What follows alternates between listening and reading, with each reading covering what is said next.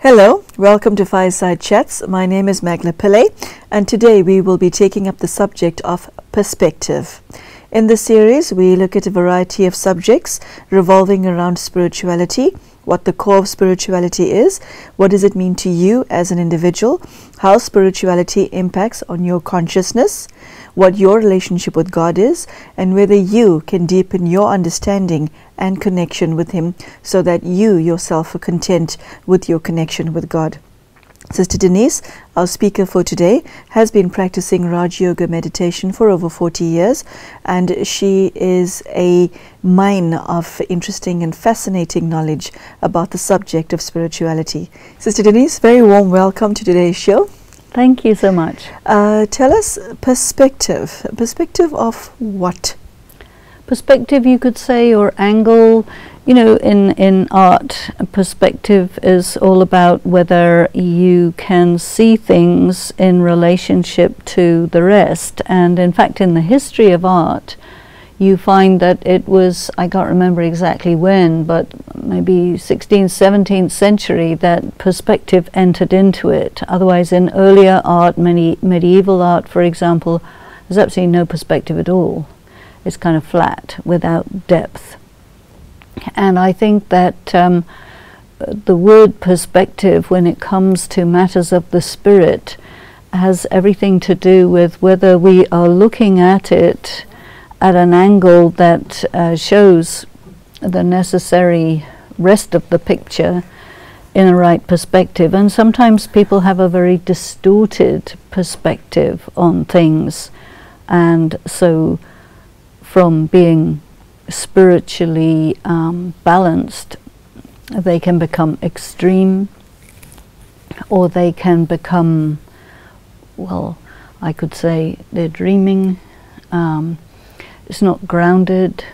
You know, sometimes we say in spiritual practice that, okay, you can have your head way up above the clouds, provided your feet are firmly fixed on the ground. Because if you're floating around like on some untethered balloon, it's not going to work. Sister Denise, how is perspective related to perception? Well, I think it is related to perception very much. And what I feel is important is the holistic angle, where you take into consideration the whole picture. You see, if you say, well, spirituality means I turn my back on the world, my back on the responsibilities, and I go off in that direction, there you, I would say you do have something wrong happening. Because spirituality is not a rejection of the world. What spirituality is to take into consideration the spiritual component and the material component, and to see that the spiritual aspect is a dominant aspect. But if you disregard or deny the physical part, then you become very distorted, you see. Okay. Sister Denise, let us go through history for a moment. How does one reach the stage of having a distorted perspective on reality?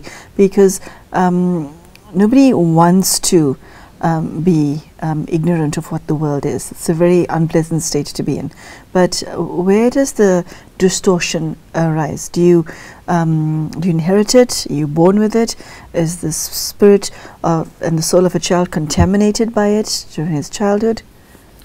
I think part of it is to do with superstition and things that you believe that are non-rational or irrational because of something.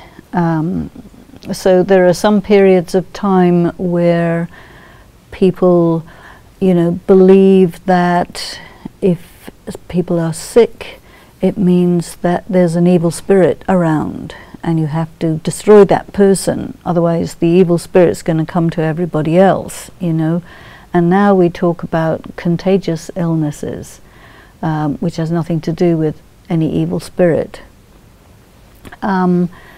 I think that the present time people will experience issues that are to do with spiritual vacuum, and the materialistic culture will say, well, you're just imagining things, you know, stop making things up, you know, and that will be sort of invalidated. So it seems to me that these preconceptions are very much culprits in that situation. You know, sometimes there are social attitudes which become popularized through influential people, and then that causes things to really go wrong.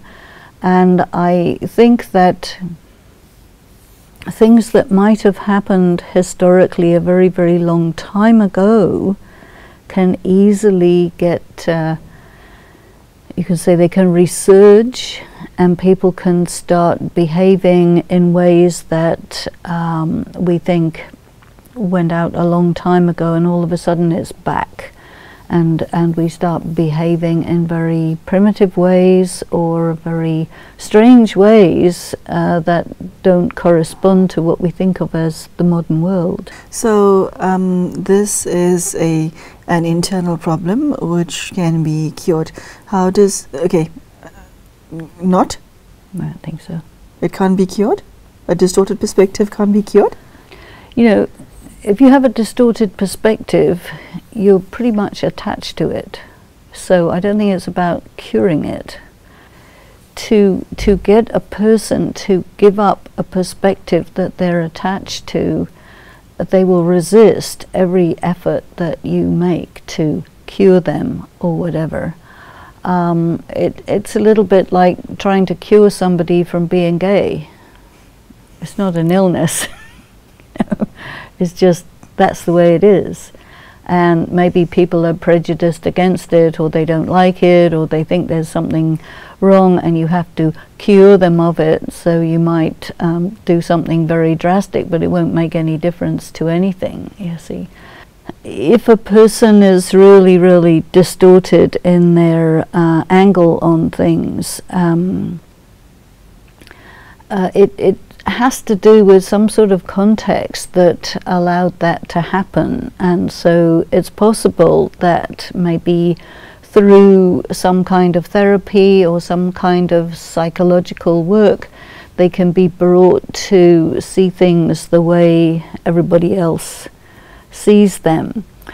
But I think what we're looking at is something very primordial. And because religion and superstition and hysteria and all of this can get really tied up with each other, you know, you can get people having angles on things that is really way out, and I don't know how easy it is to bring somebody down to earth when they're really sort of hell-bent on staying that way. So then what's the answer? Because the distorted perspective cannot possibly be healthy for that individual or the community in which he lives. And Sister Denise, is it not so that all of humanity's perspective is distorted? The only question is, to what degree? Well, I think that's a very important question. If you are slightly off, then it's simply a matter of some lens work so that your perspective can be brought back. You're a little bit off. When you're way off, it may be too hard, too much work, because, you know, a person who says, okay, I think I've got a really distorted perspective, could you please set me right? That's very unlikely, because the person with a distorted perspective thinks you have a distorted perspective. So they don't want to have your kind of distorted perspective, and you think they've got a distorted perspective, and it becomes he says, she says, you see.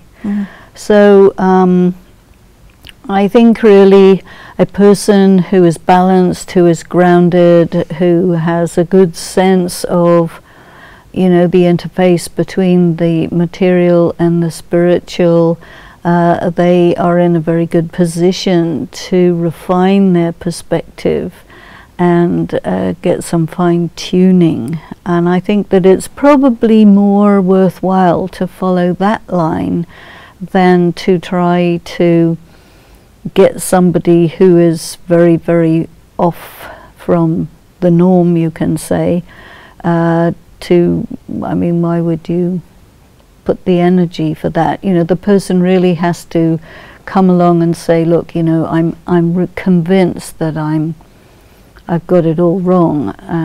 Can you please sit down with me, and I'm open. You know, if you find somebody like that, that's good, but they're not likely to be all that far off track.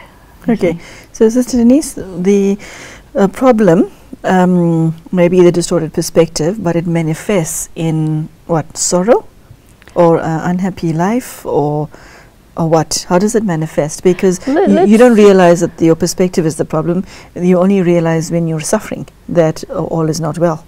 You know, there are things that people have fixed ideas. You know, they say, for example, it comes in some scriptures and so on, that God is unknowable.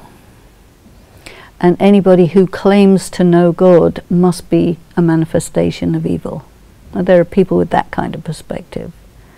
So they take a premise and they apply what I call faulty logic, because their premise is, you know, their procedure, their process of using logic is incoherent. And there is where you get somebody who is more like fanatical because of that fixed idea, you see.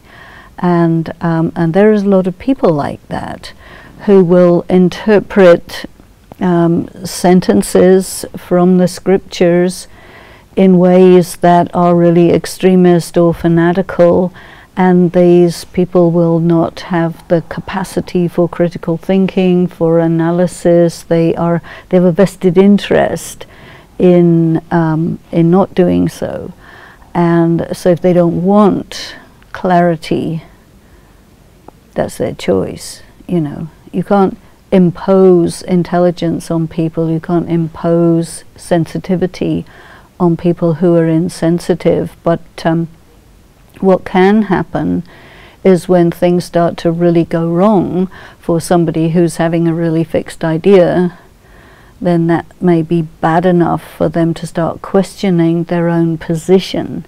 And when a person is in that situation, then they might look for some clarity.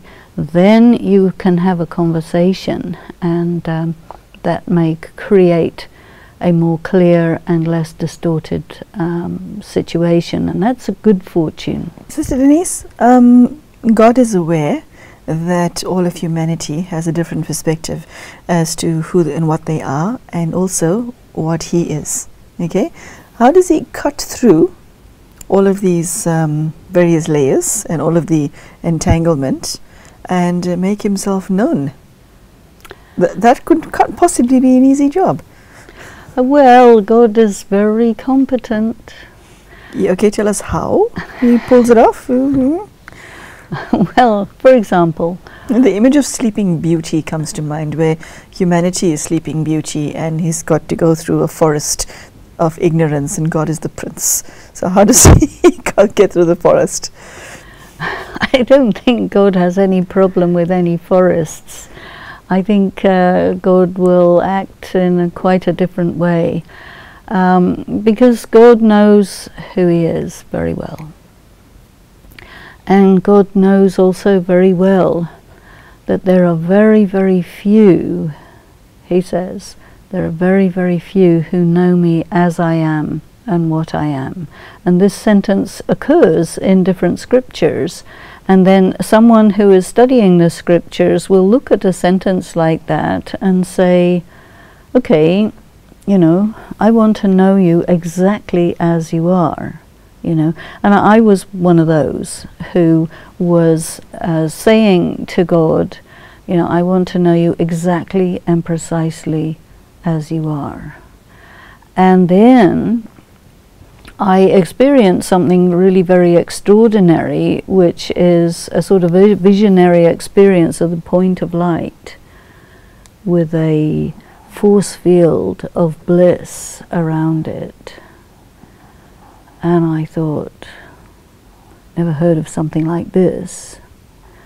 I need, what I said at that time, I need a priest, I need an explanation. Send me someone to explain this. And then I saw a picture of the person who subsequently became my mentor in terms of my spiritual practice. And I found that very extraordinary because, you know, the way that God describes himself is, you know, I'm the Supreme Being, I'm the Supreme Soul, I am the infinitesimal point of light, I am the infinite ocean of purity, wisdom, love, truth. You know, a human being's mind has great difficulty to grasp that, because our mind, our intellect is so gross and so limited to what is capable of being perceived through the five senses. And all of the spiritual literature, or almost all of it, whenever anybody talks about an experience of God, it'll be in analogous terms. You know, it was like 100,000 suns. It was like, you know, soft cotton wool falling from the sky. You know, they will make analogies because they cannot say what it is. They can say what it feels like. Or they can say, well, it can't be described. It's indescribable.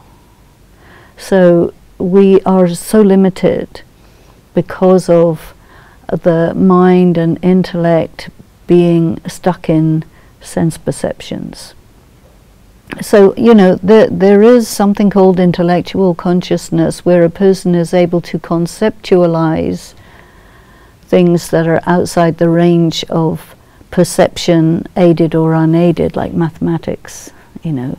But how many great mathematicians are there? There's only a few people, and they are, you know, in a sort of different headspace. And still, the world of mathematics is a doorway into spirituality, and the world of music and mathematics together can be a doorway into spirituality, but it is so refined and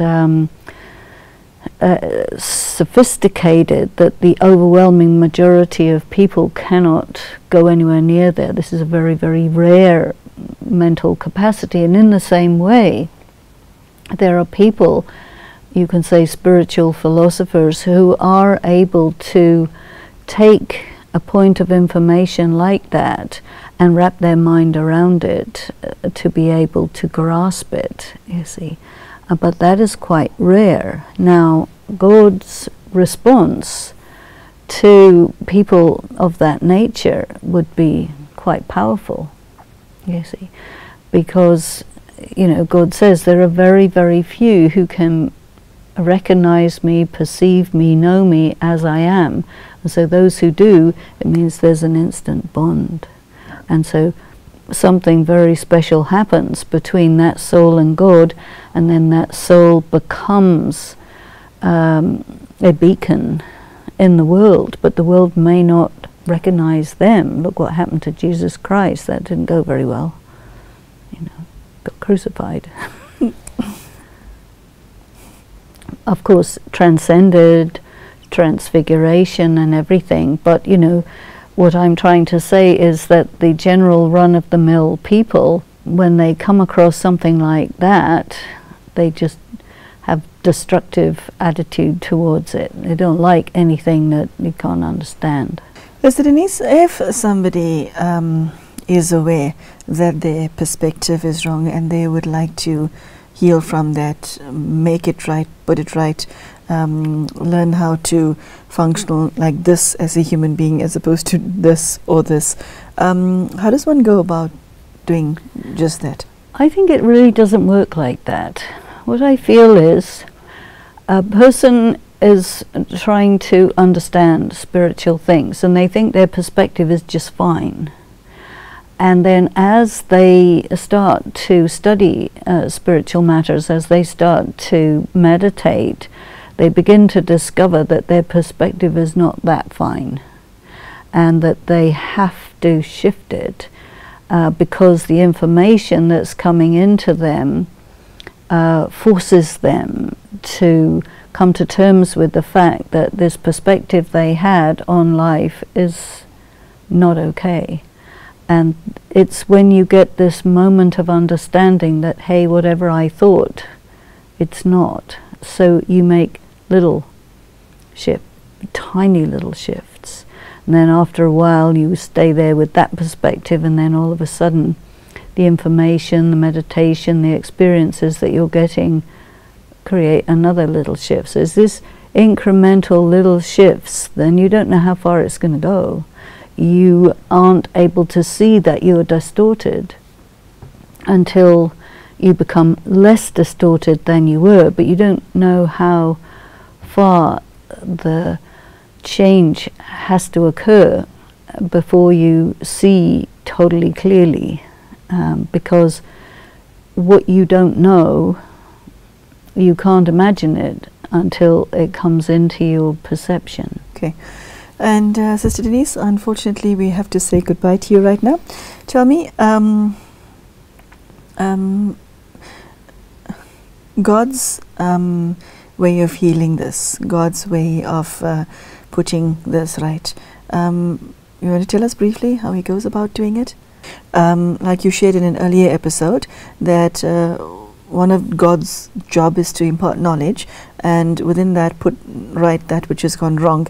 And well, there's very little on earth that has not gone wrong. Okay, so how does he share his perspective in such a way that it becomes ours?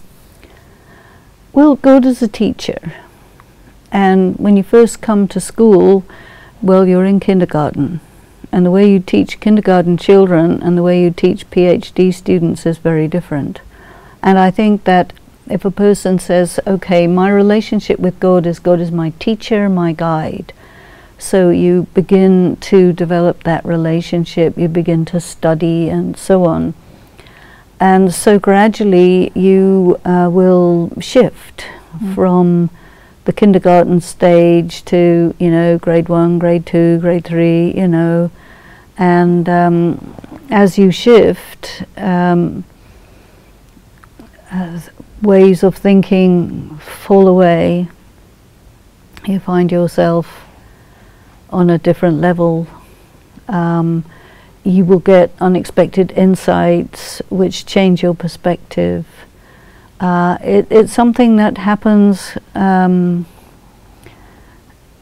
a way. It's not up to you what happens when, it just happens to you. You just have to keep on meditating, keep on studying, and keep up the intensity of it, and all of a sudden you'll get an opening and see beyond. You didn't even know there was anything beyond, but then you're there, and then you can look back at where you've been, but you can't look forward to where you haven't got yet because you don't know what it is, you see. But every so often the veil will part and you move forward a little bit. It's a bit more like that. That's a lovely note on which to end. Thank you.